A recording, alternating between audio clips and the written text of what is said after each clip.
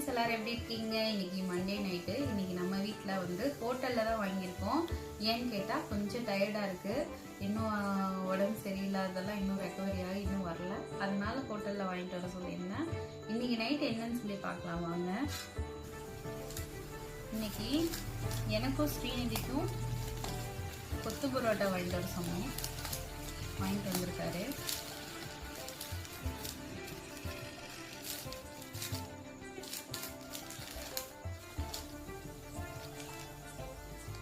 சூப்பரான முட்டை பரோட்டா. இன்னைக்கு இதுதான் வந்து நைட் டின்னரு. அது போக இதுக்கு தேங்காய் சட்னி எல்லாம் வைப்பாங்க. அதுக்கப்புறம் இது வந்து ஸ்ரீநிதிக்கு எனக்கும் கொத்து பரோட்டா, முட்டை பரோட்டா. இது வந்து வீட்டில் அவருக்கு பரோட்டா. இன்னைக்கு இதுதான் வந்து நம்மளோட நைட் டின்னரு.